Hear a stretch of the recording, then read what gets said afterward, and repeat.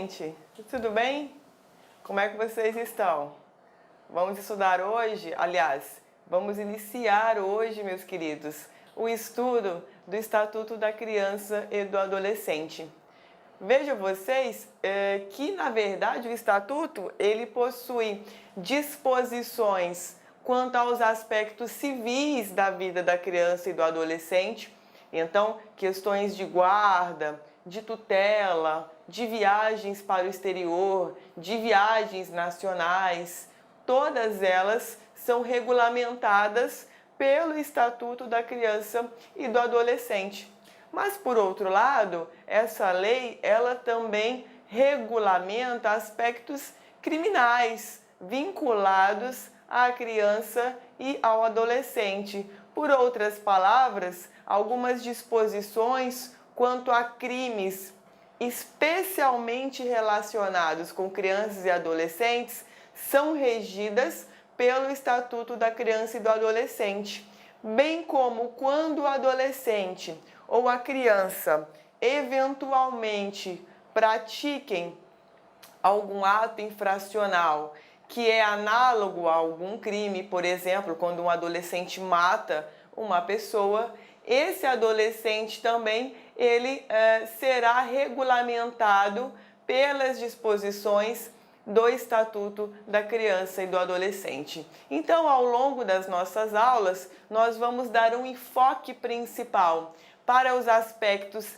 civis do Estatuto da Criança e do Adolescente, mas também não vamos deixar de abordar os principais aspectos criminais que se vinculam com as crianças e com os adolescentes. Então veja que o Estatuto, o ECA, como muitos preferem chamar, justamente por ser especial, por dar um especial tratamento à criança e ao adolescente, esse estatuto ele prevalece sobre outras leis gerais que regulamentam, as relações sociais. Então, por exemplo, se é uma pessoa maior quem pratica um crime de homicídio, essa pessoa ela será processada e julgada nos termos do Código de Processo Penal e nos termos do Código Penal.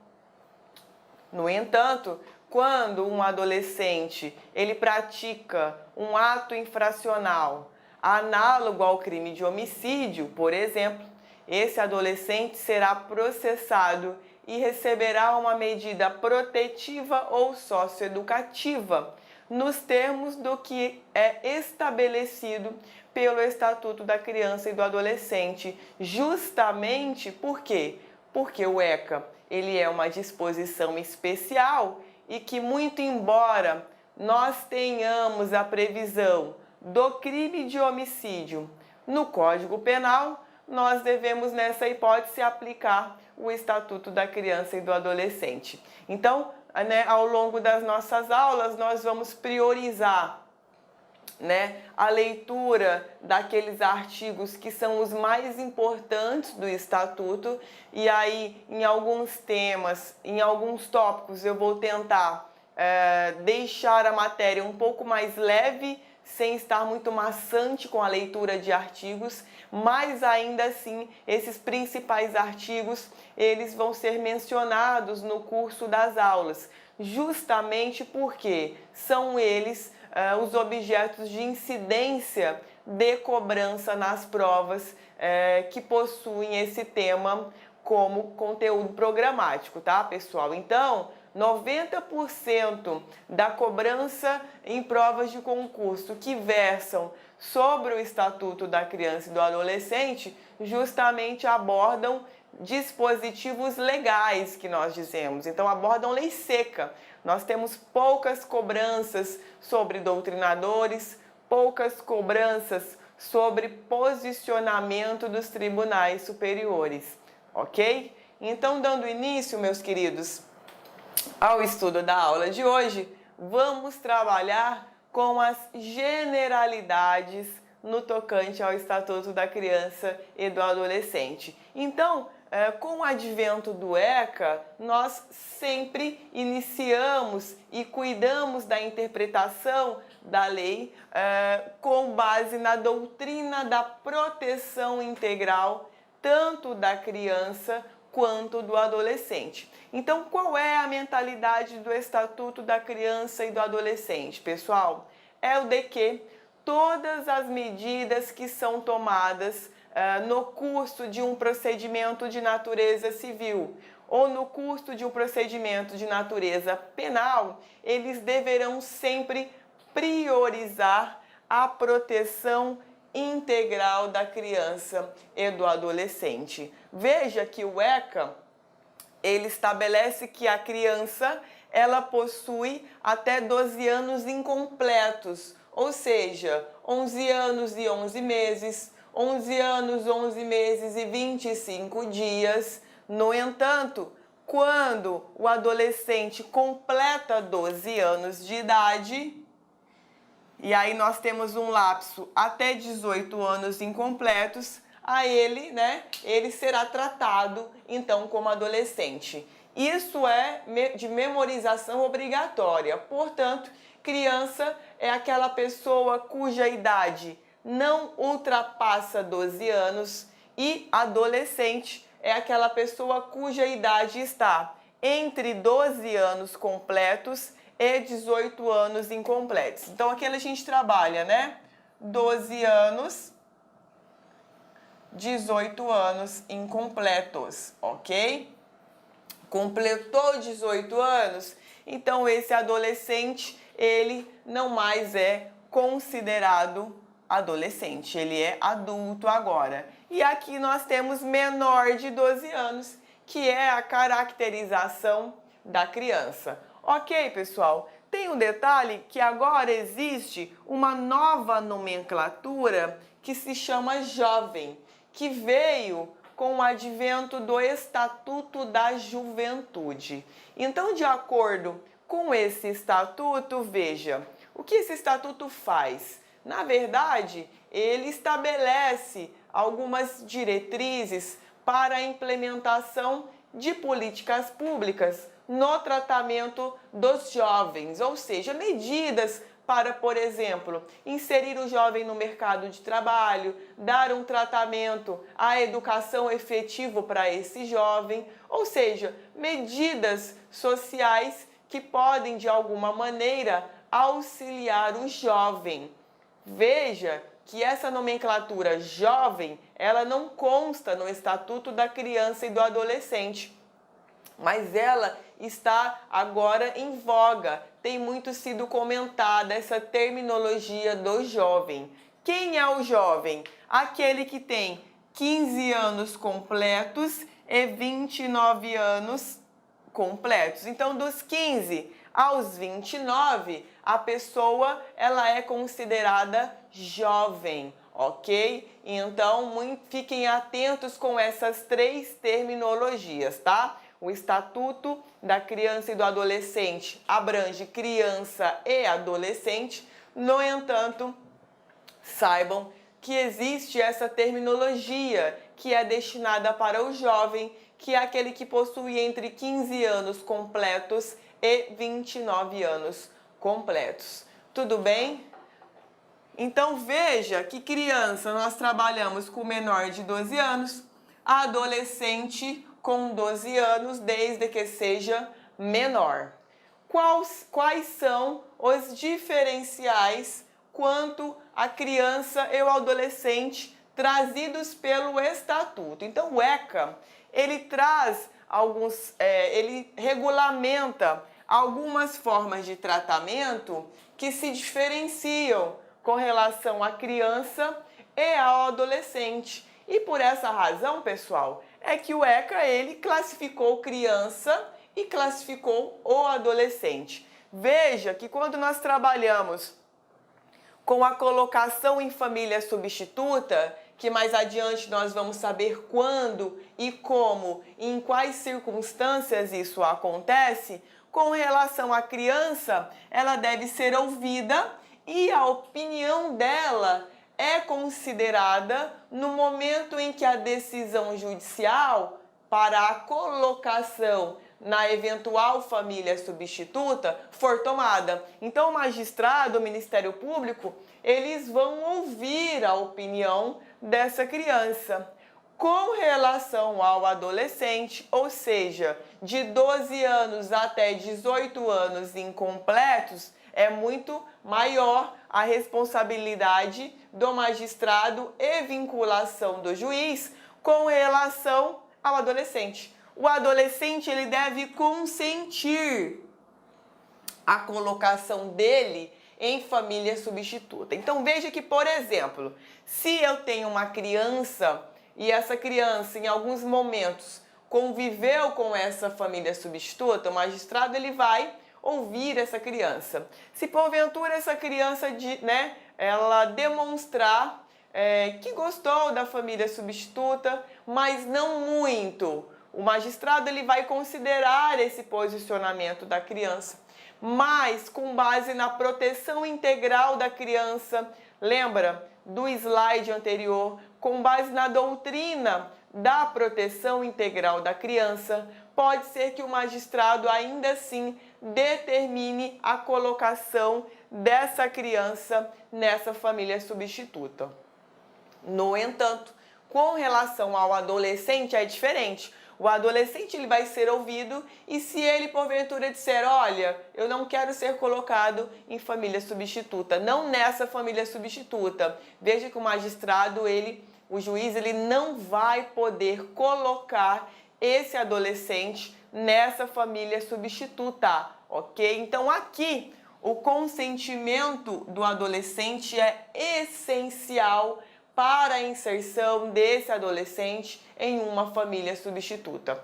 No entanto, com relação à criança, a opinião dela é considerada. No entanto, a opinião dessa criança, ela não vincula o juiz no momento de deferir ou não essa colocação em família substituta, tá?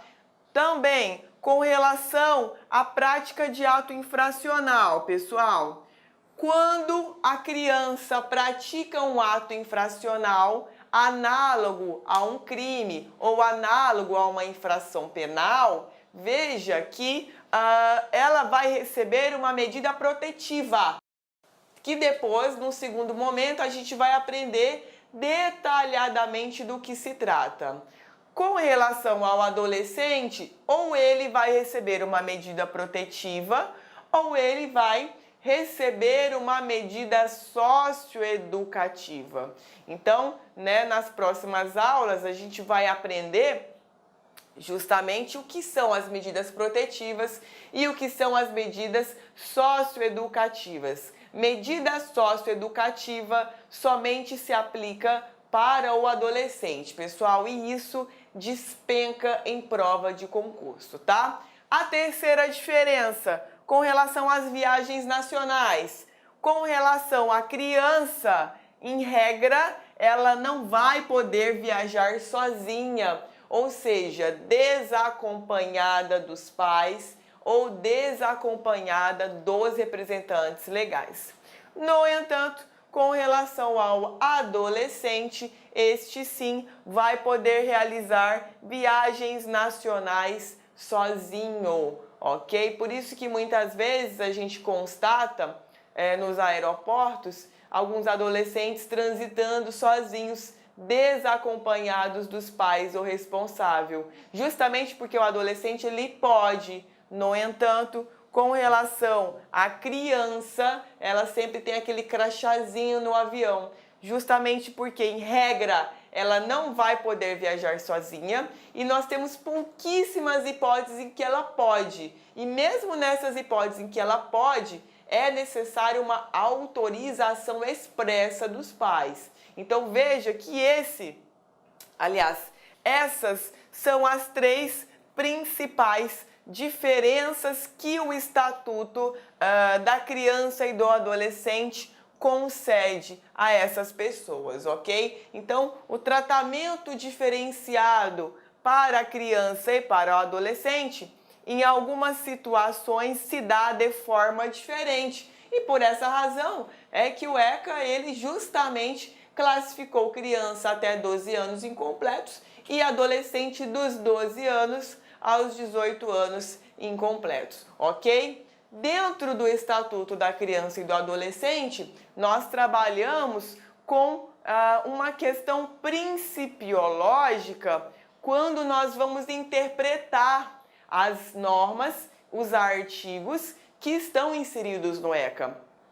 Então veja que diante dessa necessidade de interpretação com base na doutrina da proteção integral, lembra que nós vimos? É que nós temos alguns princípios que norteiam, né, aquele que se utiliza do Estatuto da Criança e do Adolescente. Então, o primeiro princípio é o do superior interesse da criança e do adolescente, ou seja, um desdobramento normal da doutrina da proteção integral da criança e do adolescente. Nós trabalhamos com a doutrina da proteção integral aqui, revestida sob a forma de princípio. Então, às vezes, nas provas de concurso, eles cobram assim: o Estatuto da Criança e do Adolescente foi criado e possui como princípio de interpretação, princípio norteador, princípio baliza para interpretação,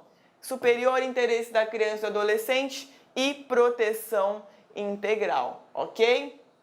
Veja que nós vamos, né, estudar esses princípios aqui e todos eles são elementos, são mecanismos que vão constituir a doutrina da proteção integral. Ora, essa doutrina, ela é justamente formada e consolidada por força desses princípios, porque são eles que vão influenciar, né, os aplicadores da lei diante do caso concreto que envolva a criança e que envolva o adolescente. Pouco importa se na esfera civil ou na esfera penal. Então veja que aqui nós temos também como desdobramento o princípio da prioridade absoluta, o princípio da responsabilidade primária e solidária do poder público. Como assim, pessoal?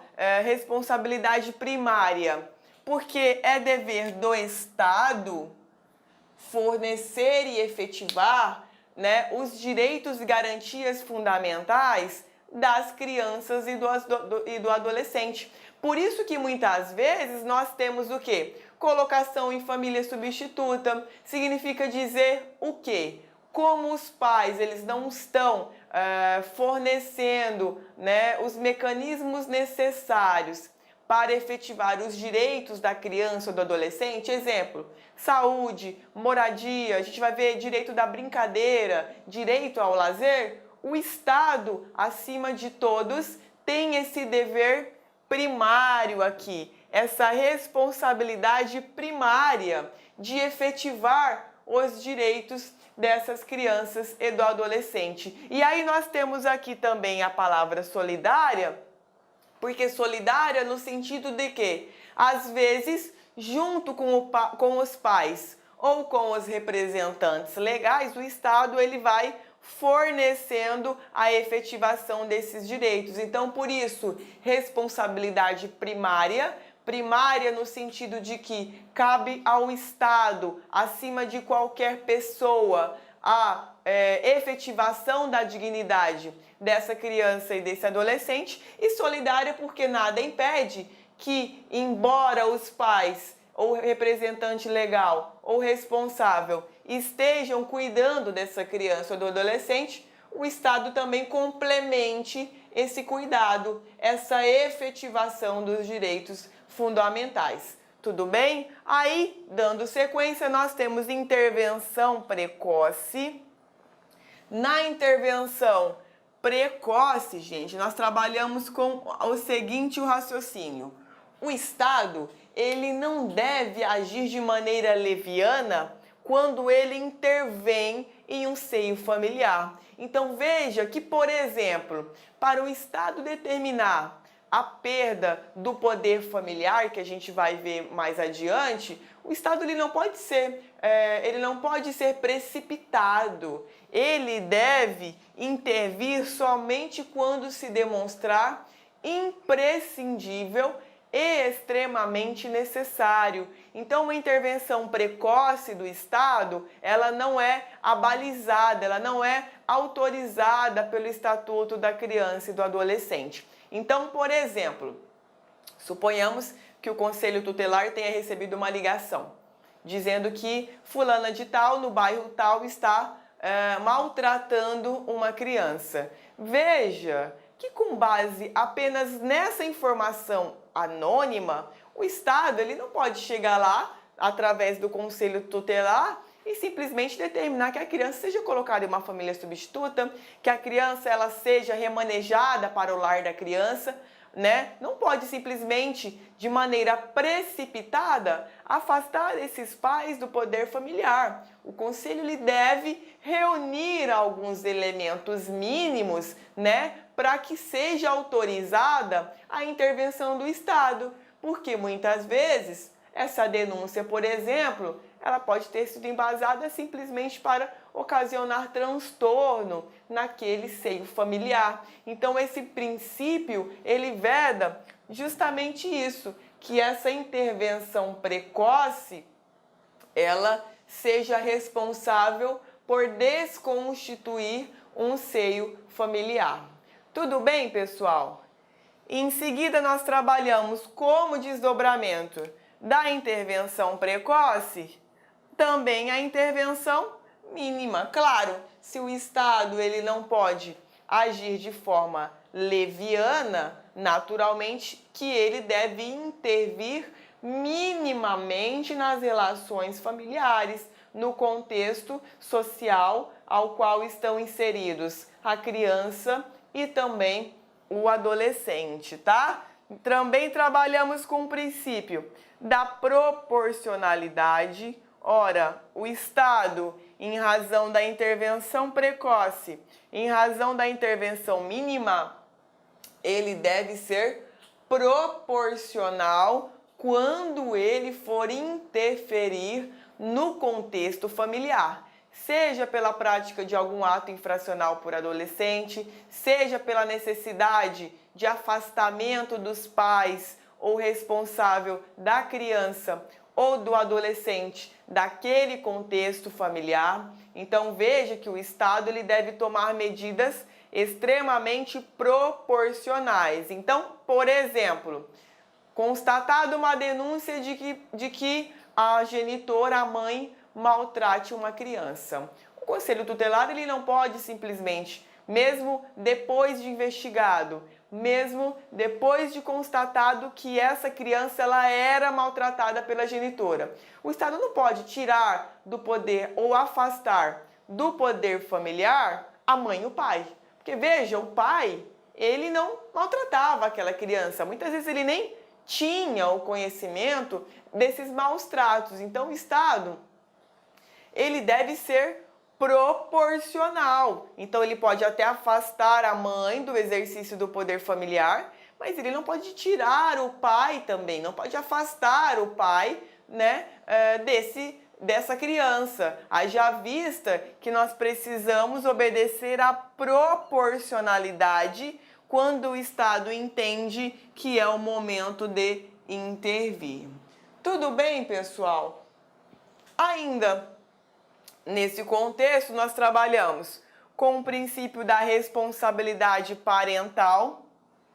Aqui, parental quer dizer pais, tá? Nós não podemos utilizar o entendimento de parentes. Responsabilidade parental aqui é a responsabilidade vinculada aos pais, tá? Não aos parentes. Isso sempre é cobrado em prova, tá? Muita atenção. Isso aqui, na verdade, é um falso cognato que nós dizemos, né? Nós temos lá parents do direito norte-americano, que quer dizer pais, tá? Não é parental de parente aqui no Brasil, é parental de pais, justamente porque a doutrina da proteção integral, ela tem um pouco do direito norte-americano. E lá, a tradução para pais, aliás, e lá, em inglês, pais são chamados de parents, por isso parentais aqui no Brasil. Então, muita atenção para esse detalhe, porque vira e mexe, cai em prova aqui essa responsabilidade parental sendo atribuída aos parentes, tá? Parentes não, somente aos pais, ok? E aí aqui depois nós temos o princípio da prevalência da família. Claro, se o Estado ele intervém de maneira subsidiária, ele intervém de maneira mínima e ele intervém de maneira proporcional, é porque naturalmente ele deve sempre tentar preservar o núcleo rígido familiar. A gente vai aprender que a destituição do poder familiar, ou seja, quando os pais perdem o poder familiar, essa destituição ela... Olá, meus amigos, minhas amigas, sou o professor Luiz Antônio Carvalho, com muito prazer, muita satisfação, estou aqui para fazer um convite muito especial para você que quer estudar com antecedência, com planejamento, com foco para o concurso da Prefeitura Municipal de Cuiabá. Você acabou de assistir um vídeo demonstrativo, não é nem uma aula completa, para você conhecer os nossos professores, os nossos mestres aqui da Lá Concursos. Eu digo para você o seguinte, nós aqui da Lá Concursos, nós estamos fazendo um super curso pré-edital para a Secretaria Municipal de Educação de Cuiabá. Concurso esse autorizado, concurso esse que, segundo o prefeito, deve ser publicado edital ainda no primeiro semestre de 2019. Claro que isso pode se antecipar um pouquinho, atrasar um pouquinho, mais importante que o concurso vai sair. Este nosso curso pré-edital custa apenas 10 parcelas de R$20, é isso mesmo, R$200. Professor, presta, foi bom? Cara, testa, vai lá, experimenta que você vai ficar fã de carteirinha da Lá Concursos, né? Prazo de acesso 120 dias. Nesse prazo de acesso, eu quero falar para vocês o seguinte, né? Este curso é um pré-edital básico, que a gente tentou aí montar uma estrutura para atender tanto os cargos de nível médio quanto nível superior. Quando o edital for publicado, né, nesse período aí, se você tiver prazo de acesso válido, você vai ter condições de fazer o seguinte, o upgrade da sua assinatura. A gente vai estar ajustando a custo zero para vocês, claro, dentro da nossa matriz curricular. Professor, depois dos 120 dias, o negócio enrolou. Aí é o seguinte, aí você tem direito a 50% de desconto na renovação da sua matrícula por mais 120 dias. Bacana? Então espero vocês aqui na Lá Concursos, pode ter certeza absoluta. Nós fizemos aí uma campanha aí de sucesso em 2017 na SEDUC. Nós tivemos alunos aprovados dentro do número de vagas. Quase 1.200 alunos aprovados no concurso da SEDUC 2017. Classificado foram milhares de alunos aí. Tudo bem, meus amigos? Um forte abraço, fique com Deus. Espero vocês aqui na Lá Concurso. Tchau, fui! Clique lá.